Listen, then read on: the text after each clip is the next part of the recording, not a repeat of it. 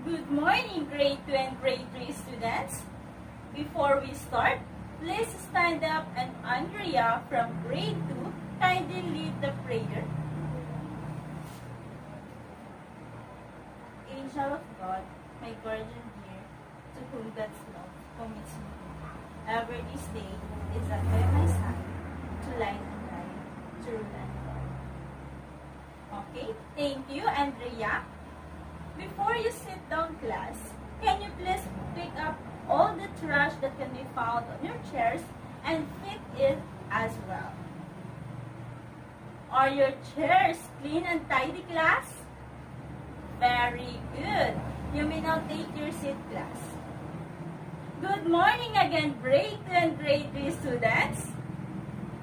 Is everybody present from grade 2? Very good. What about for grade 3? Is everybody present? Very good. Everybody is present. Let's give yourself a good job clap. Okay, class? 1, 2, 3, and go. G-O-O-D-J-O-B, good job. Good job. G-O-O-D-J-O-B, good job. Good job.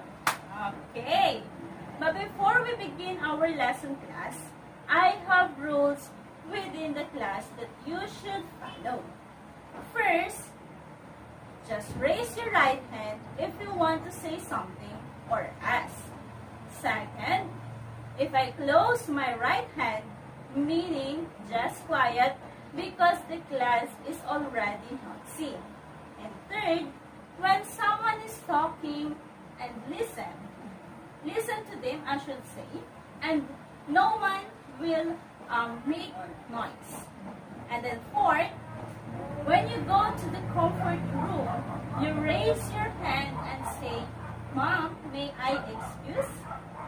And lastly, both hands are on the top of your chairs.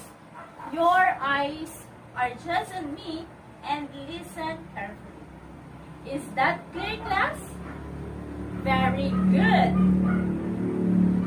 Class, can you still remember our lesson yesterday?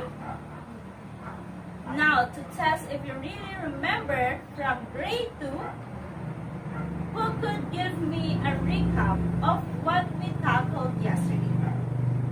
Yes, Michelle? Very good, Michelle. We've discussed yesterday about the sentences. And sentences, class, is a... Yes, Andrew? Exactly. Thank you, Andrew.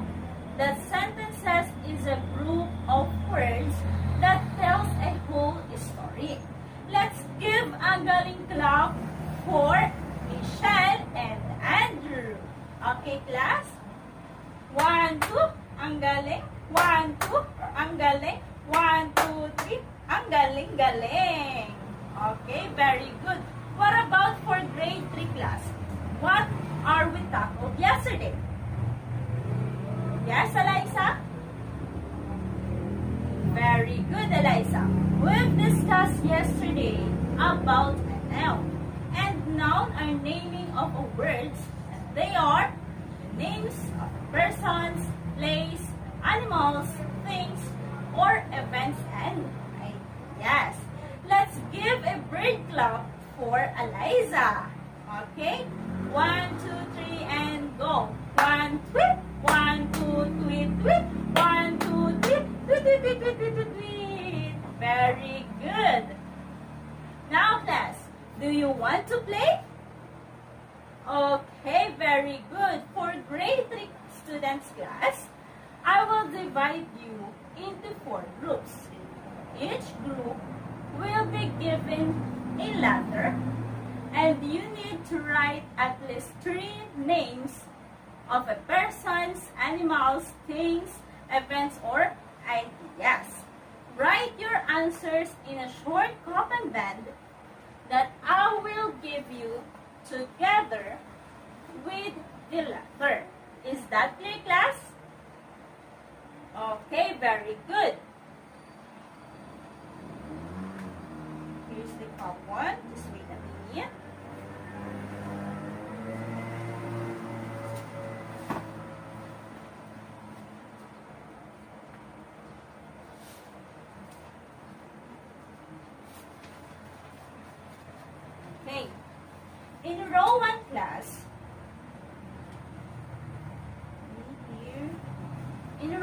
class, you are the group 1.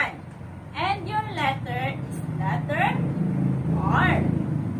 In row 2 naman class, your letter is letter B and you are the group 2. And for row 3, you are the group 3 and your letter is letter D.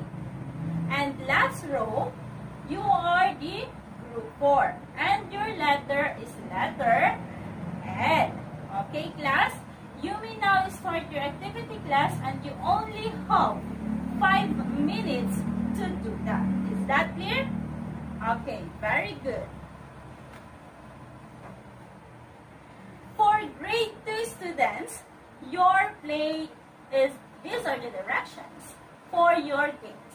Is identify the corresponding names of the pictures that I will be showing to you. Are you ready? Okay, let's start.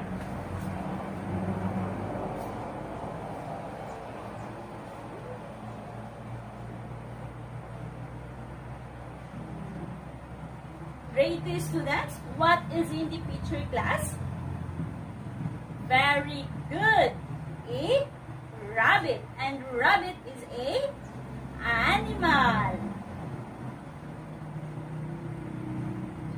Who is in the picture class? That's great.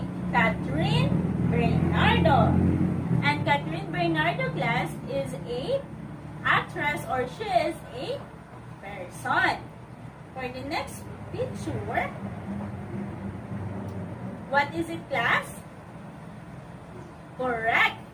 A wallet. And wallet class is a thing. And for the last pictures, very good. And garden is a place. Okay, very good, grade 2 students.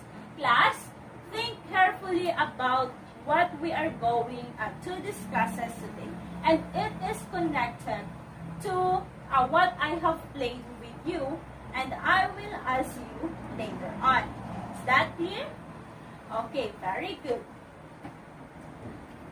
For grade 3 students, are you ready to present your activity? Okay, group 1, come here in front and present your activity.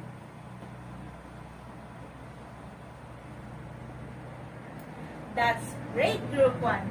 Let's give them an angel clap. Are you ready? Okay, very good. 1, 2, hoot, hoot. 1, 2, hoot, hoot.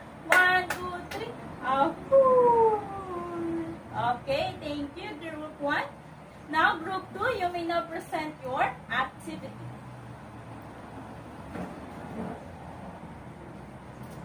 Good job, group 2. Let's give them a good job clap. G-O-O-D-J-O-B, good job, good job. G-O-O-D-J-O-B, good job, good job. Okay, thank you, group 2. Nice one. Next, we have group 3. Okay, thank you, group 3. Nice one. Let's give them a love clap. Okay, class. 1, 2, 3. Ooh, ooh, love. Okay, thank you, group 3. And for the last group, group 4, you may now present your group activity. Very good, group 4. Let's give them a frog clap. 1, coca. 1, 2, coca, coca. 1, 2, 3, coca, coca, coca. Okay, very nice. I am very happy that you were able to finish your activities and games. And now, before we discuss our new lesson, who can tell me what you notices about your games and activities? From grade 2. Yes, Joshua? Very good. Your activities is connected to our topic for today. And that is what we are going to discuss today. It is all about a noun class. What about for grade 3? What was your observation about your games? Yes, Lorraine? Very good, that's correct. There are two sets of words that starts with the capital letters and small letters. There are the words that is specific and there are words that are general. So obviously, our topic for today, grade 3 students, is two kinds of a noun, a common and a proper noun. Grade 2 students, our topic for today is about noun.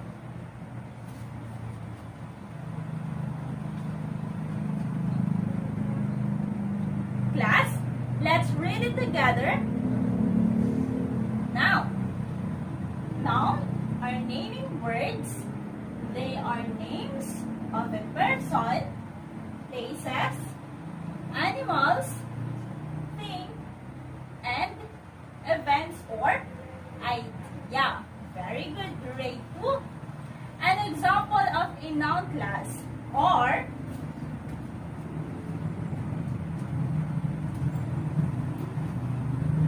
teacher. A general name of a teacher or a person class is a teacher. Next one is the Philippines. Philippines is a name of a places. Next example is the horse. And the horse is a name of a animals. Next, chairs. And chairs class is a name of a thing. And lastly is the birthday. Birthday class is a specific name of an event. Did you understand, class? Okay, grade 2 class, look around you and look around our classroom.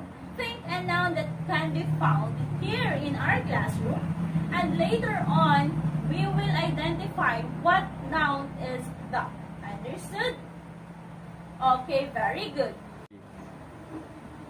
Okay, for grade 3 student class, there are many kinds of nouns. But today, let us focus on the first two kinds of a noun. Again, class, what are the two kinds of a noun? Yes, Sheila? Correct. The two kinds of a nouns class are the common and a proper noun. Anyone who can read the definition of a common noun? Yes, Leia?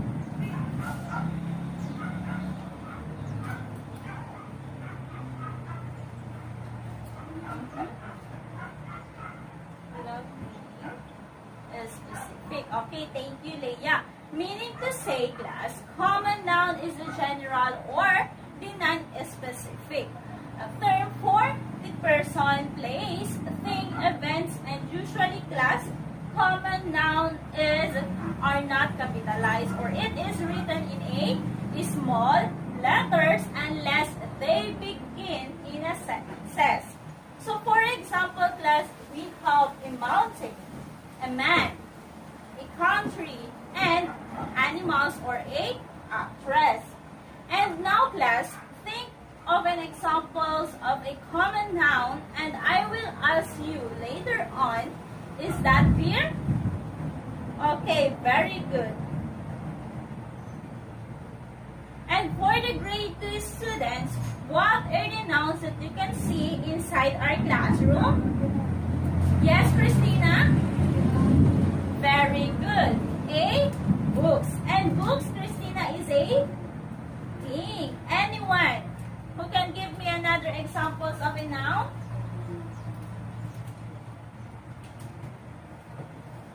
Yes, Rose. Correct. A pencil. And pencil is a thing.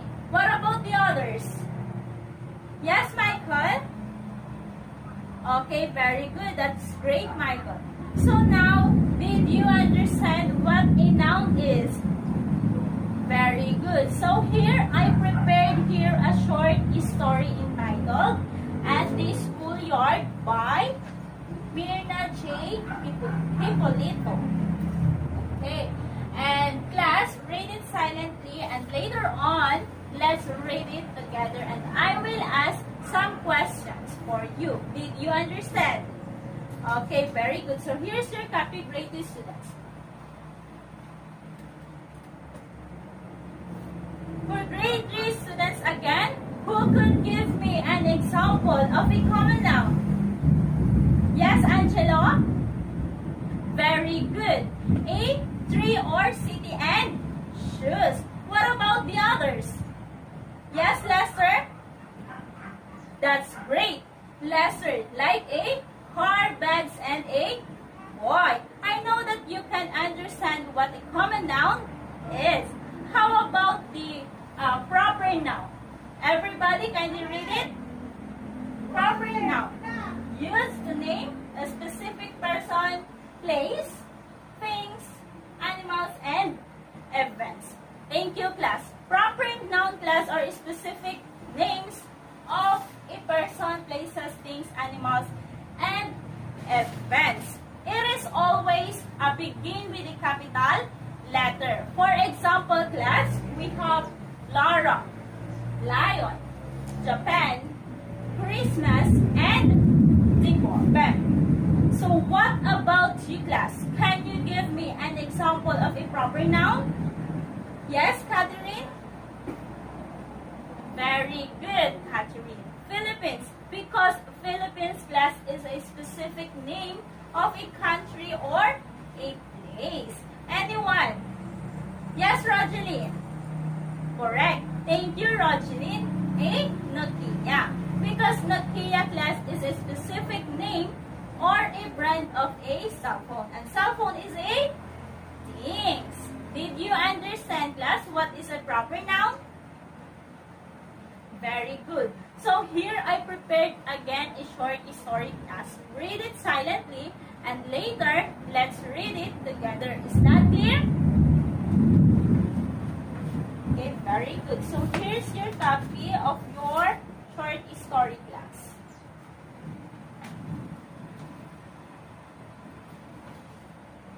For grade 3, or I should say for grade 2 students, who wants to read the first paragraph of our short story? Anyone? Yes, Nimya. One morning, Pam and Sam met at the schoolyard. Good morning, Sam. Pam greeted Sam. Good morning, Pam, answered by Sam. Okay, thank you, Nimya. My question, class, is who met by Sam? Yes, Andrea? Very good. Pam met Sam. Who wants to read the second paragraph? Yes, Michelle? Okay. Oh, you have a new bag, said by Sam. Yes, my aunt had bought it for me, Pam told Sam. She also bought me a red hat to go with my red shoes, Pam said with deep pride. Thank you, Michelle. Class, what are the new things that Pam have? Yes, Nicole? Correct.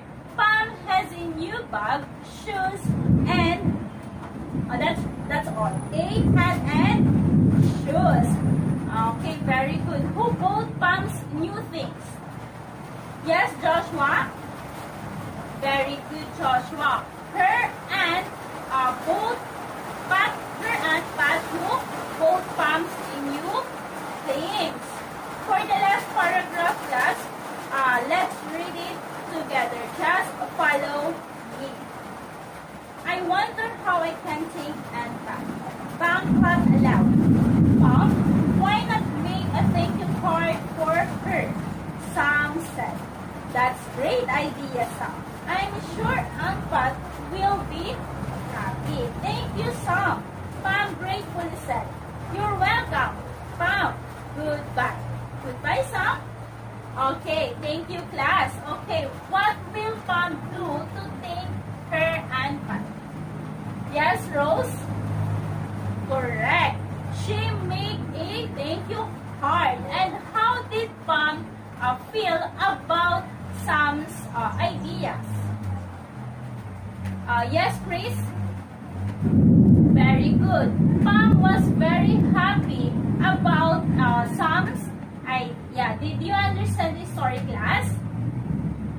Very obvious because you are very attentive and active in answering my questions. Now, class, you may have your activity.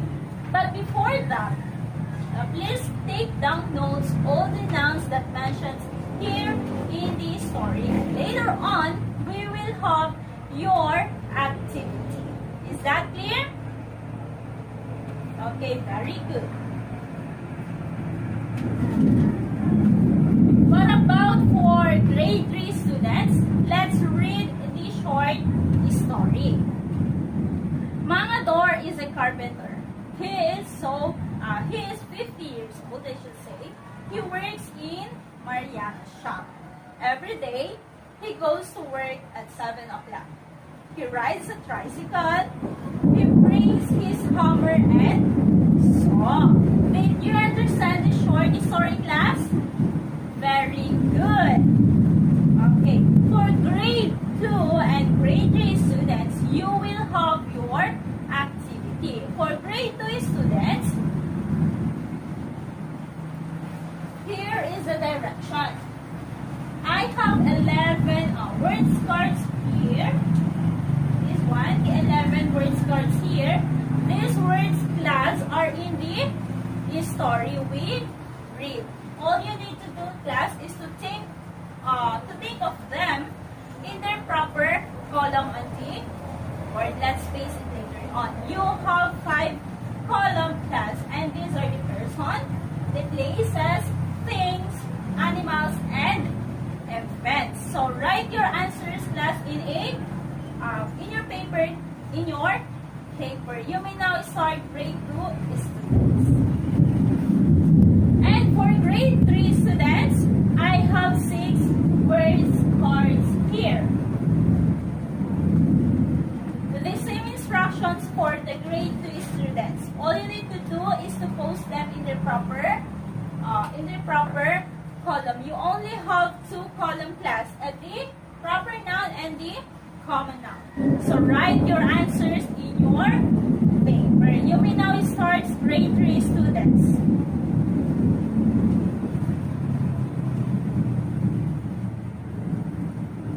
Okay, grade 2 students, let's check your answers. So what are the words belongs to a column of a person?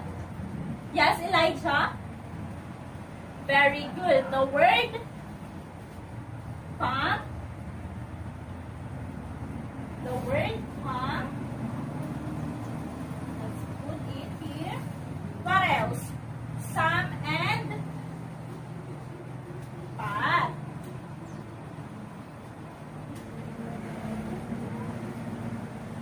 Very good. What about in the column of a place? Yes, Mike? Correct. School, garden, and the mall.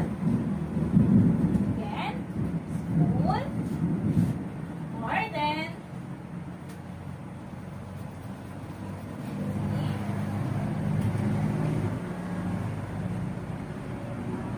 mall. Next, what are the words belong to the column of a things, class? Yes, Sheila? Very good.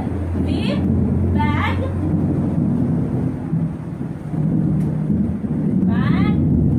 shoes, and the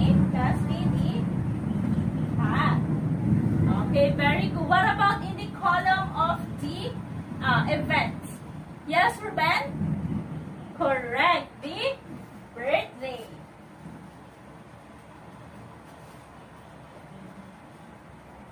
And for the last column, class, is the animals. Very obvious because there is only one left words, and there is the and.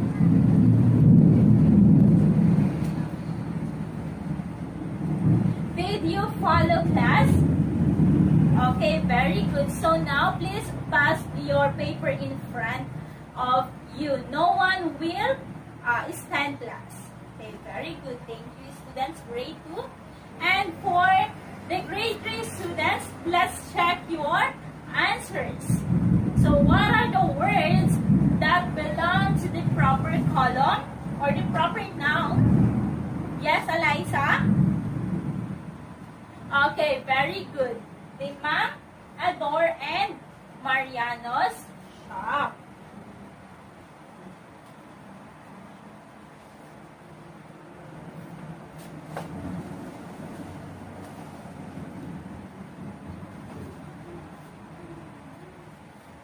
Okay, very good. What about in the column of a common noun?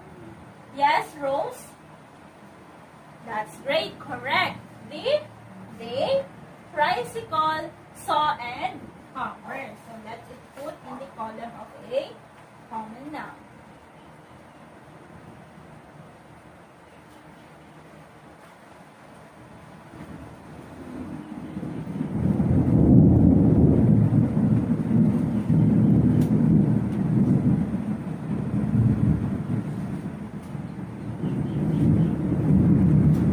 Excellent class. All your answers are correct. It means you understand what a noun is for grade 2 and what is the difference between a proper noun and a common noun for grade 3 class. Okay, now class, for grade 2 and for grade 3, you will have your individual activity.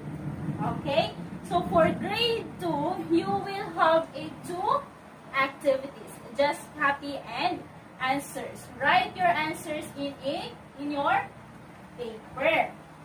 So for your first activity, grade 2, is fill in the bubble cup. Give one specific names of the given nouns here. So for example, in the person, just give one example or specific names of a person like Joshua and so on and so forth. Did you understand?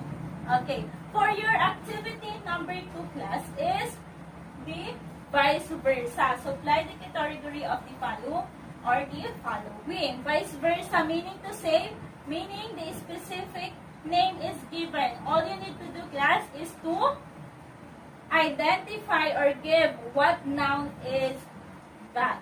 Okay, class? Very good, grade 2 students. You only have 5 minutes to do this. You may now start. And for grade 3 students, the directions of your activity is, here's your activity. Underline the nouns.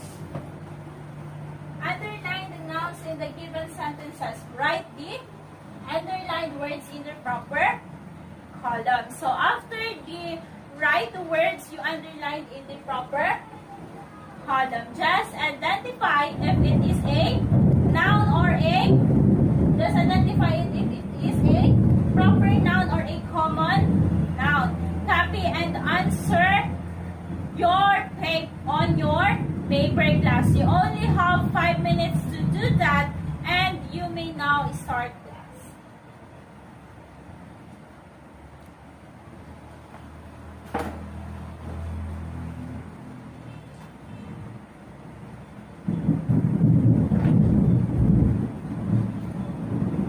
Are you all done, class?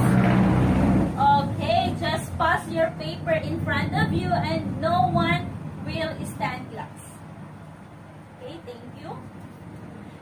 And now let's proceed to your next activity. For the grade 2, your first activity is just copy and answer the direction. The direction is to draw a line to connect the nouns for its category. For your second activity, class, is, so here's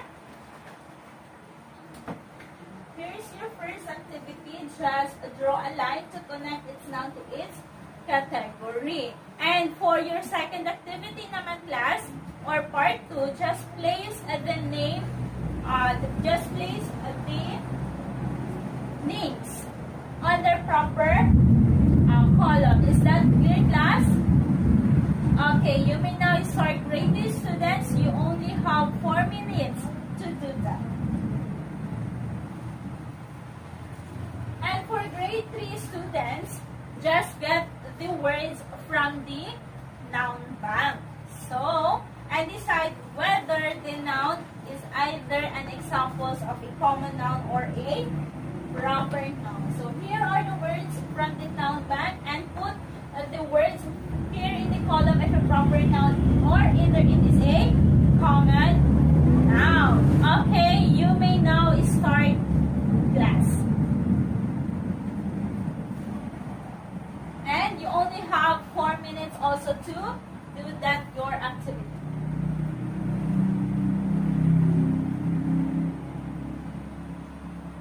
Okay, for grade 2 students, let's check your activity. So here in the first part, it says that draw a line to connect its noun to its category. So for number 1, a person, where in the column B is the answers of a person or the name of a person. Very good. It's Manny Pacquiao. So let's draw a line to connect from column B. For number 2, we have a word, a name, animals. So where in the column B is the names of animals? Correct. It is a dog. And for number 3, we have a place. So where in the column B is the name of a place?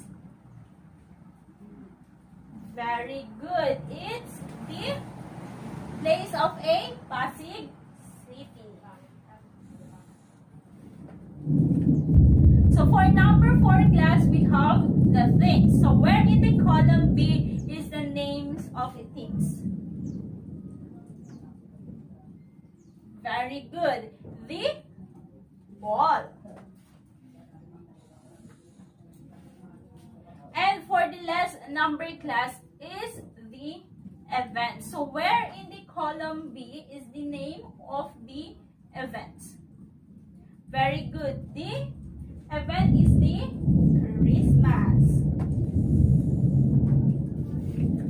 Very good, class. So for your part 2 activity is the house, class. Where should it belong? Correct. In the column of a place. So just write the word house in the column of a place. Just write this as house. Okay, very good. So what about the snake, class? In the column of animal. Very good.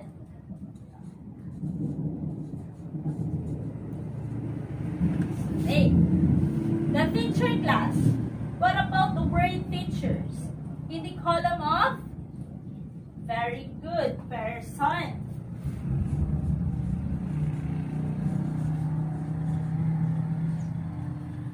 And for the next word, we have the birthday party. Where should it belong, class? In the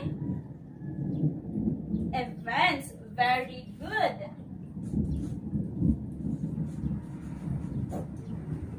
Birthday. And for the last word, class, we have the chairs in the column of the things. Very good, grade 2. Good job, grade 2 students. No one will stand, class. So just pass your paper in front of you. Okay, thank you, grade 3 students. So be quiet. Just remember what we have discussed or studied today, because later on I will ask something from you. Okay, thank you, grade 3 students again. And for grade 3 students, let's check your activity.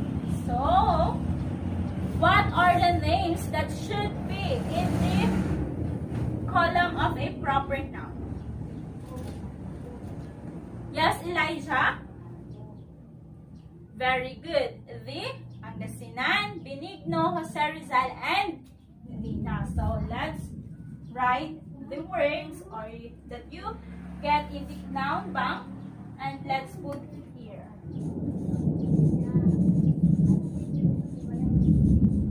The word Pangasinan. What else? Benigno, Jose Rizal, and last one is the word or the name Lina. Very good. What about the names that should be in the column of a common noun? Yes, Mike? Very good. The bread, pencil, street, girl, and cat.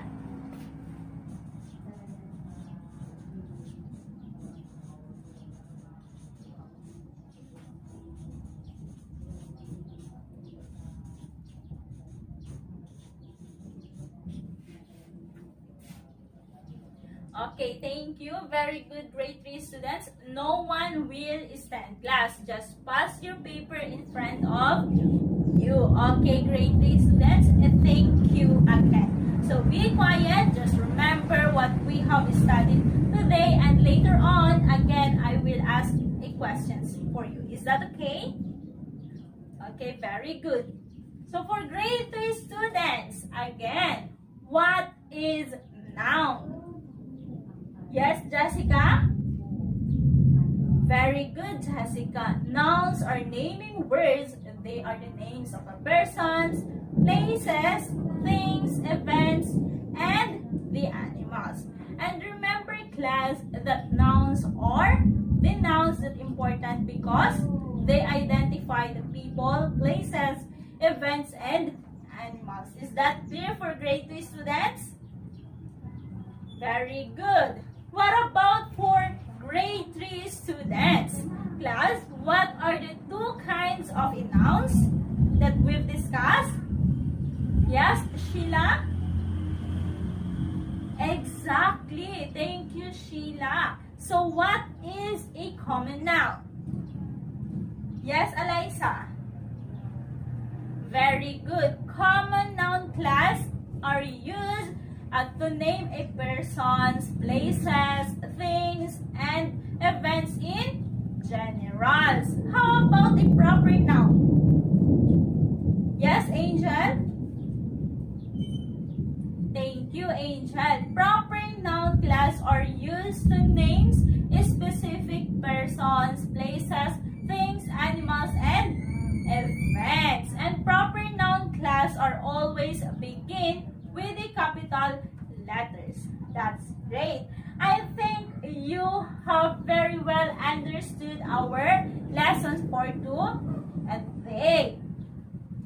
And because you understood what we are discussing for today, you will have your quiz. Is that okay for grade 2 and grade 3 students? Okay, for grade 3 students, here is your quiz. You will answer here. You will answer here. And for grade 3 students, here is your quiz, and you will answer here also.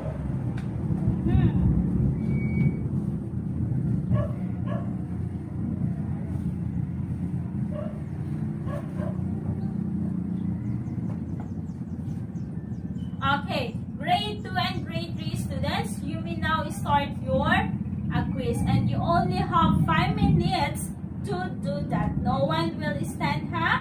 Okay.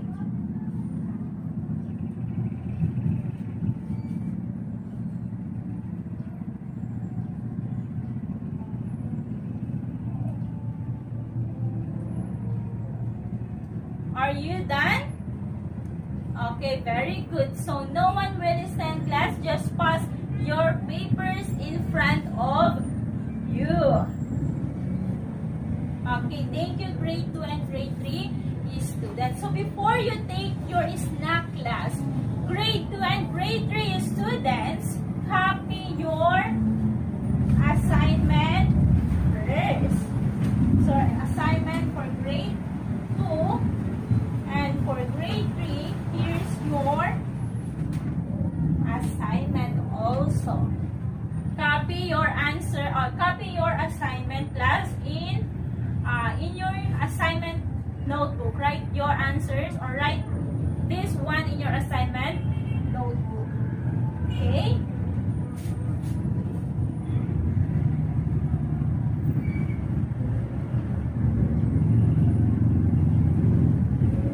Are you done